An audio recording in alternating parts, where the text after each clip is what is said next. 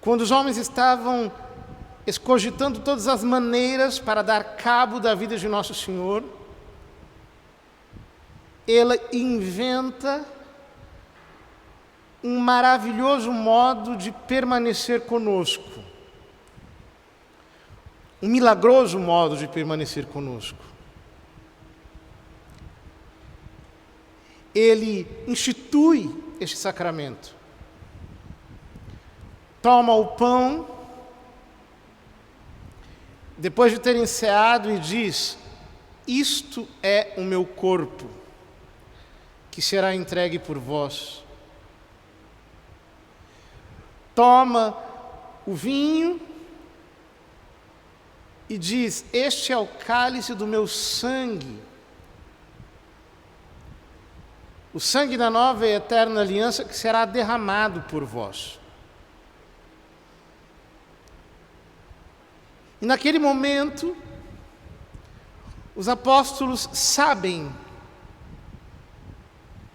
que aquele pão e aquele vinho deixaram de existir e se tornaram o corpo e o sangue de nosso Senhor Jesus Cristo, pela força das palavras e gestos que o próprio Cristo, nosso Deus, executou sobre aqueles elementos.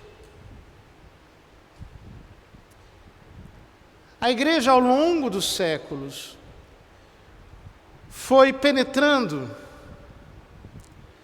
no sentido profundo deste acontecimento e desenvolveu maravilhosamente a doutrina sobre o sacramento da Eucaristia, a ponto que São Tomás de Aquino pôde, de maneira admirável, dizer que neste sacramento se dá o milagre da transubstanciação.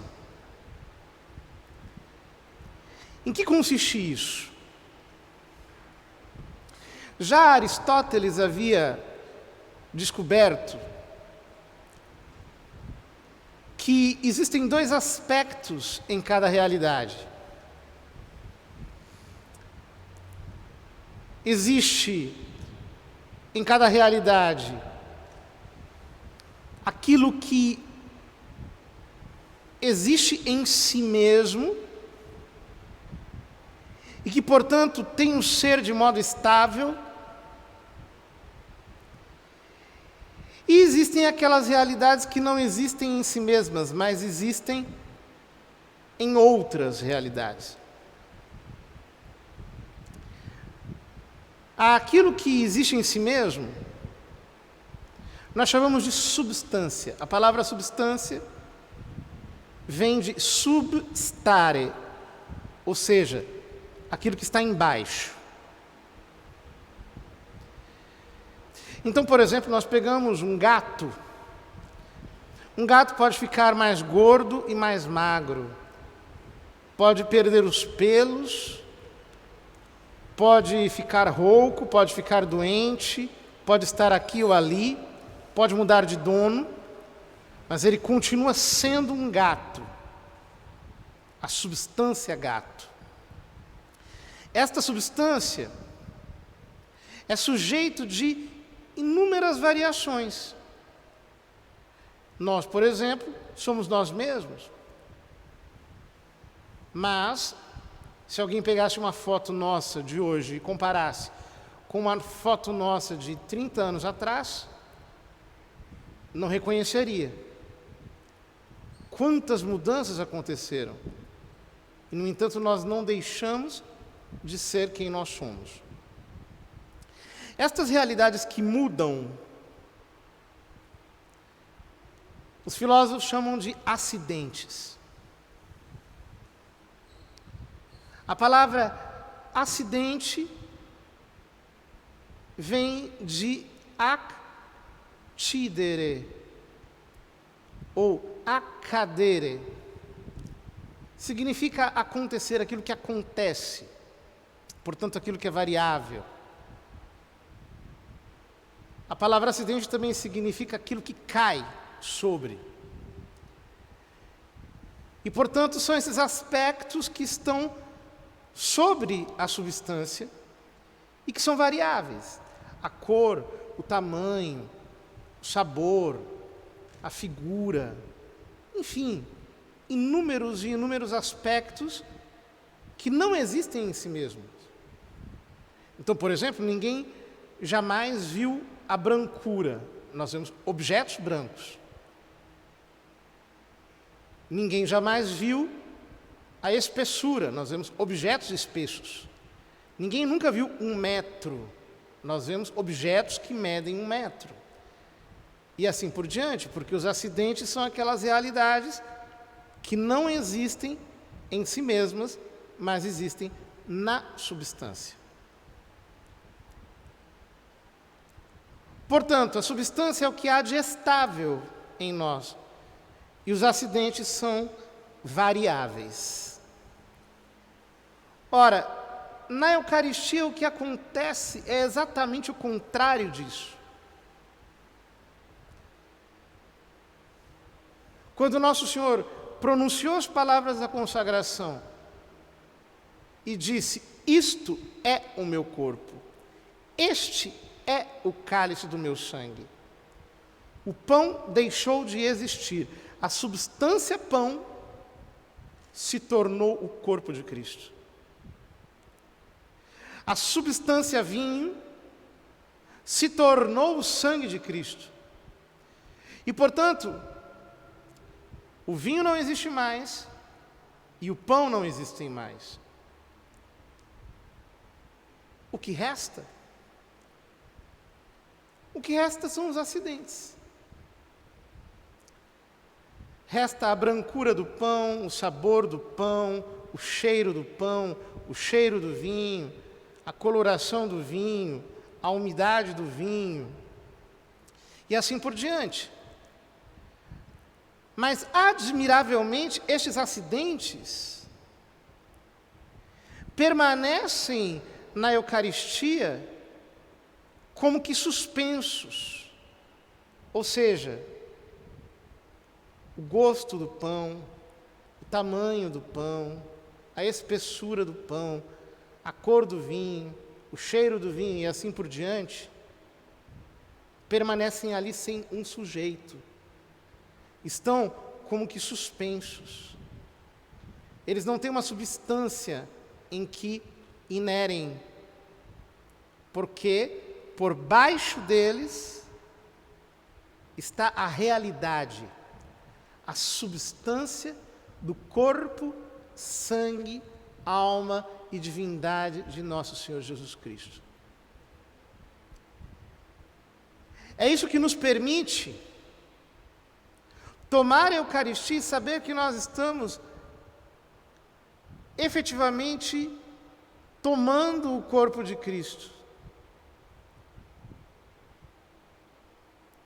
Mas ao mesmo tempo nós estamos sentindo o gosto do pão, o cheiro do pão, a espessura do pão, porque Ele quis se nos dar sob a forma de alimento. Ele quis que nós pudéssemos recebê-lo como alimento. E por que Ele quis que nós o recebêssemos como alimento? Porque quando nós comemos algo, a união daquilo que nós comemos conosco é indissolúvel. Quando nós digerimos qualquer alimento, a união deste alimento conosco se torna total. Ele se torna a nossa substância. Ou seja, o que o Senhor Jesus quis fazer quando Ele instituiu o sacramento da Eucaristia foi nos mostrar que esta é a forma de união mais perfeita que nós podemos ter com Ele enquanto estivermos nessa vida. É uma união total. De tal modo Ele nos ama, de tal modo Ele quer estar conosco, Portanto, nós precisamos nos aproximar deste sacramento com uma gratidão imensa,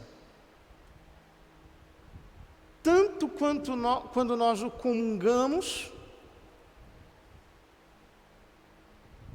quanto quando nós o adoramos. Porque ele permanece. Essa mudança que acontece do pão que se torna o corpo de Cristo, do vinho que se torna o sangue de Cristo, esta mudança é irreversível. A entrega de Nosso Senhor por nós foi até as últimas consequências. Ele nos ama. Portanto, queridos irmãos, nós precisamos viver em torno do sacrário.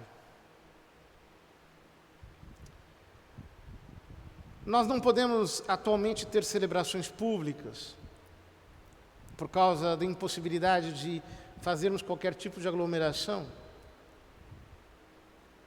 Mas as igrejas estão abertas para a oração pessoal, para que nós possamos ir ao sacrário,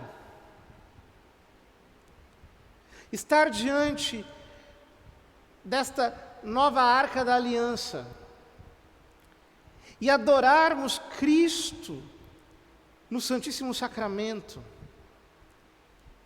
Santo Afonso Maria de Ligório dizia: queres fugir do diabo? Acode ao sacrário. Todos nós podemos nos aproximar de Nosso Senhor.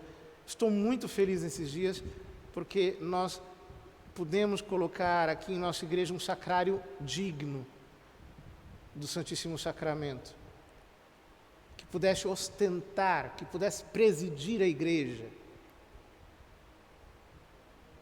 para o qual todos os olhos pudessem convergir, porque Ele está vivo na Santíssima Eucaristia e nós temos que adorá-lo.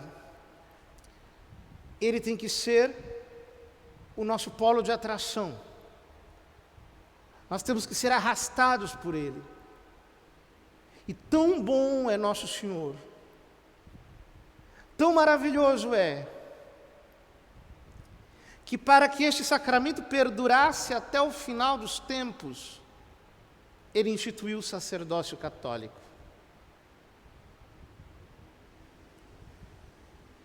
Naquela mesma noite, Ele disse aos apóstolos: fazei isto em memória de mim. E quando Ele lhes disse isso,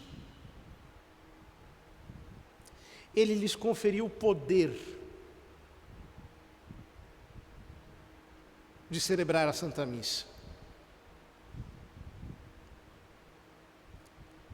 Quanta gratidão nós devemos ter a Nosso Senhor por este seu amor tão maravilhoso. Se o sacramento da Eucaristia é um prodígio extraordinário, extraordinário é o dom do sacerdócio que perpetua a Eucaristia até o final dos tempos.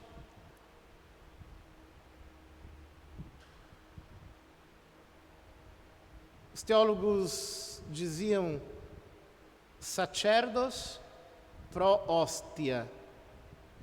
O sacerdote é para o sacrifício, é para a vítima. Queridos irmãos, a razão de ser do sacerdote é celebrar o santo sacrifício do altar. Todos os dias, arrastando do céu para a terra a realidade do sacrifício de Jesus no alto da cruz, tornando presente sobre o altar aquela vítima sacrossanta, que permanece como vítima na Sagrada Eucaristia. E por isso Nosso Senhor instituiu este sacramento em duas espécies separadas, para nos mostrar que Ele está na hóstia como vítima, apresentando ao Pai o seu sacrifício de louvor, sacrifício expiatório em nosso favor, para nos lavar das nossas iniquidades, para nos redimir. Ó, quão grande mistério é a Santa Missa! Que prodígio de amor é o Santíssimo Sacramento! Sacramento da caridade, dizia São Tomás. Porque é no Santíssimo Sacramento que nós aprendemos a amar. Ninguém tem maior amor do que aquele que dá a vida pelos seus amigos. Ele nos deu a sua vida. E Ele nos diz hoje: nisto conhecerão que sois meus discípulos. Amai-vos uns aos outros, como eu vos amei. Peçamos ao Senhor que todos nós vivamos o mandamento da caridade, e o melhor modo de vivê-lo é unindo-nos a Cristo por este amor tão sacrossanto que Ele nos outorga cada vez que comungamos, cada vez que nós podemos nos unir a Ele pela Sagrada Eucaristia.